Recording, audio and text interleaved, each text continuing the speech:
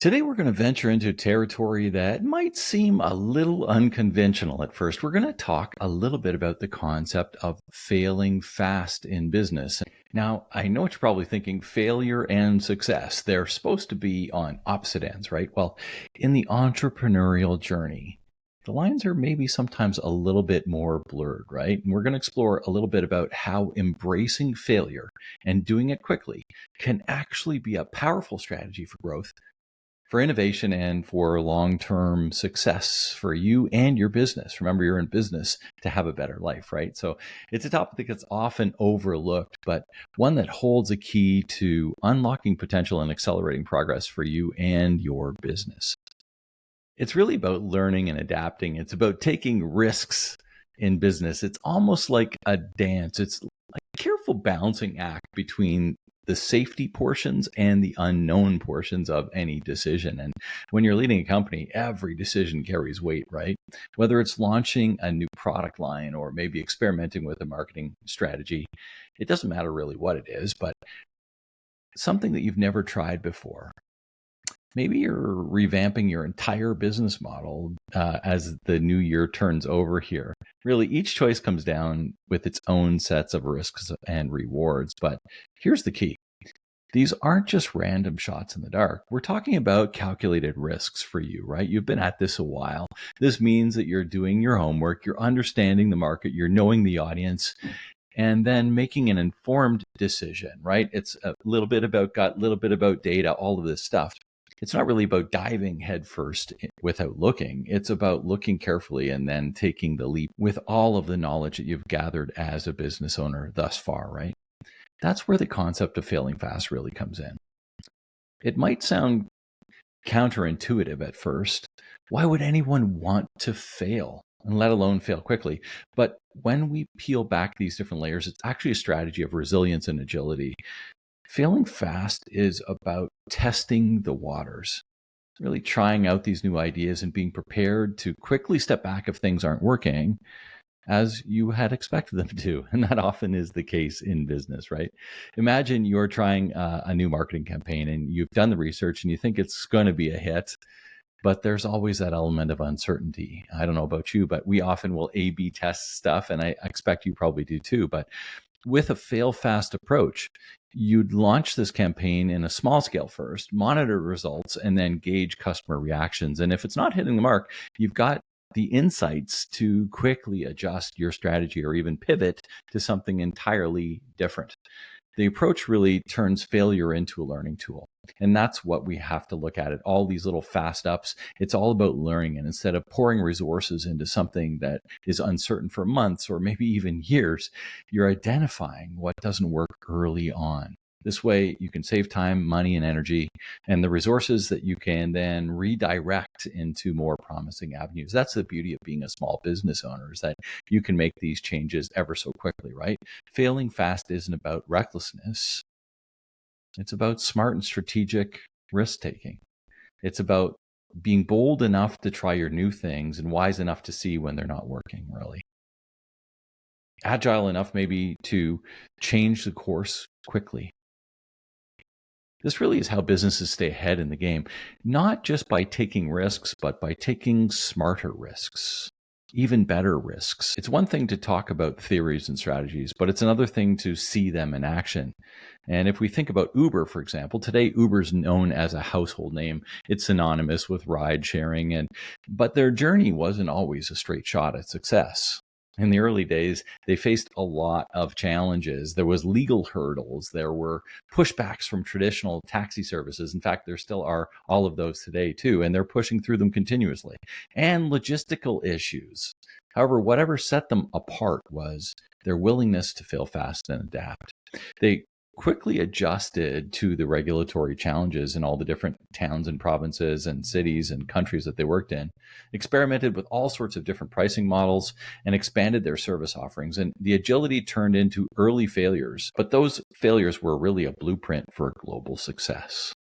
Another fascinating one that I use a lot too is Airbnb. And when Airbnb started, the idea of renting your home to strangers was pretty unconventional at the time, to say the least. They faced all kinds of skepticism, a lot of trust issues, and safety concerns too, from both the owner of the property and the renters. But the founders of Airbnb didn't let those setbacks deter them. They iterated their platform by enhancing user trust through verified profiles and all sorts of reviews, right? They also tested various marketing strategies, learning what resonated with their audience, and the ability to fail fast, learn, and pivot really transformed Airbnb from a quirky idea into a revolutionary travel industry disruptor, really. So these couple of stories really aren't just about companies that succeeded. They're about companies that learned from their failures. And I think that's the key point here. They didn't dwell on the setbacks. Instead, they used them to create opportunities to refine and redefine their business models. The approach was crucial in helping them navigate the unpredictable waters of startup growth. And what we can learn from both of these companies, Uber's and Airbnb, is clear. Success really isn't about avoiding failure. It's about how you respond to it. These companies didn't just embrace the fail fast philosophy.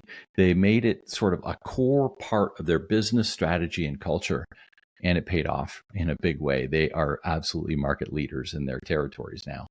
And let's shift gears and consider, on the flip side of this, the consequences of not taking actions and not failing fast.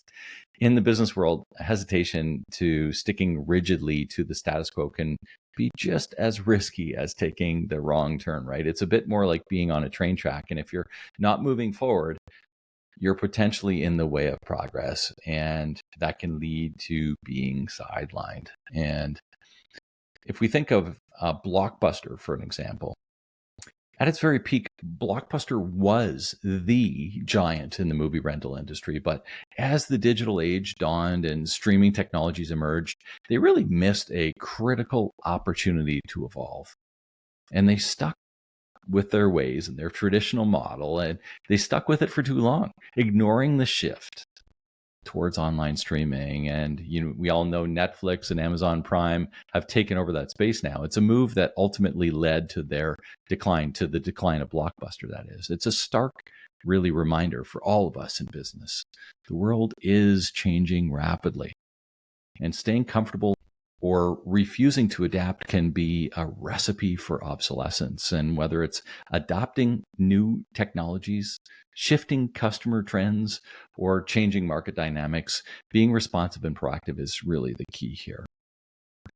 Keeping your business dynamic and open to change and ready to pivot at the right moment is not just a strategy, it's a necessity in today's fast-paced business environment, especially in small businesses like most of the people listening to this particular podcast. Firstly, failing fast accelerates learning. When you try something new and it doesn't work out, you gain invaluable insights. What went wrong? What could be improved? These lessons really are gold mines of information that can guide your future strategies and decisions for your business, right? It's about turning every setback into a setup for a comeback. And another key benefit is fostering a culture of innovation and creativity within the team. This is such a key piece. When your employees know that it's okay to take calculated risks and that failures aren't frowned upon, but rather seen as learning opportunities, they're more likely to think outside the box and bring forward ideas that could be game changers for your business. This is what we need. We need game changers for our business, and you have to foster that culture. A fail-fast approach means you're constantly testing and learning and adapting.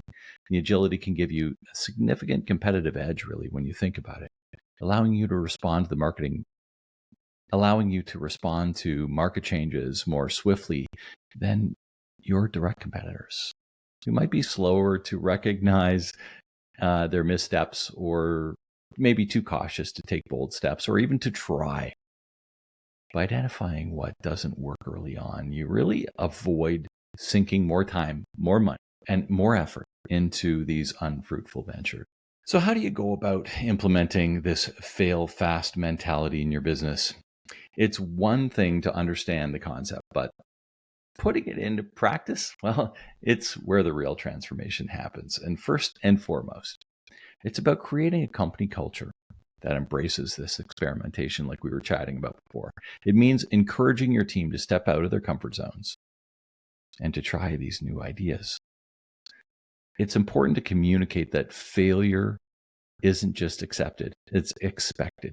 I'll say that again. Failure isn't just accepted, it's expected as part of the growth process for the business, right? By removing the stigma around failure, you foster the environment where creativity and innovation can flourish in your business. Next thing is to set up a framework for quick feedback and iteration. When trying new initiatives, establish clear metrics and measure the success and timeliness for evaluation. This approach ensures that you're not just failing fast, but learning fast too.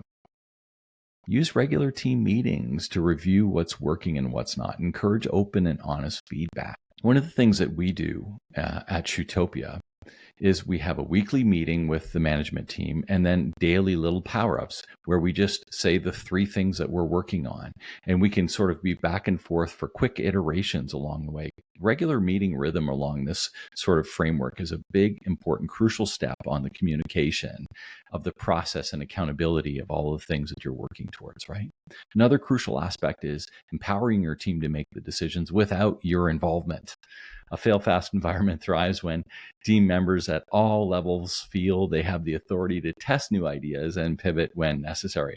And this empowerment really it not only accelerates the process of innovation, but it also builds a sense of ownership and responsibility amongst your staff.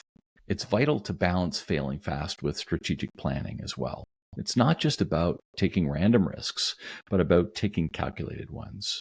Encourage your team to research and present the data, backed rationales for their new idea. And this way, even if the initiative fails, it fails for a reason that contributes to your collective learning, right? Lastly, remember that failing fast should be a means to an end, not an end in itself. The ultimate goal is to learn, adapt, and find the most efficient path to success for you and your business. By implementing these strategies, you're not just preparing your business to handle failure, you're really gearing it up for greater innovation, agility, and even long-term growth. It's vitally important that you recognize that failing fast is not just a sign of weakness or mismanagement. It's quite honestly the opposite. It's a sign of strength, it's courage, and forward-thinking leadership. It's about making the most of every situation, learning from every outcome, and using those lessons to refine your strategies and operations. So I challenge you as business leaders and entrepreneurs to adopt this mindset, the fail fast mindset. Encourage your teams to experiment, to not fear failure, but to learn from it and create an environment where taking calculated risks is just part of your business DNA. Most importantly, remember that each failure is a stepping stone towards the next big success. If you found value in today's episode, I'd love for you to share it with your fellow business owners and entrepreneurs. Your support really helps spread these messages and insights and strategies. And don't forget to subscribe to our podcast for more episodes like this, where we delve into the tools and mindsets needed for business breakthroughs here on the Business Owner Breakthrough Podcast. And if you have stories of how a fail fast approach has transformed your business in some way, I'd really love to hear from you. And you can reach out to me. Most often I hang out on LinkedIn, or you can catch me on Instagram as well. Let's continue this conversation, and together we'll embrace the journey of learning, growing, and succeeding in the dynamic world of small business. So keep innovating, keep failing fast, and keep moving forward. Now go and make it a great day.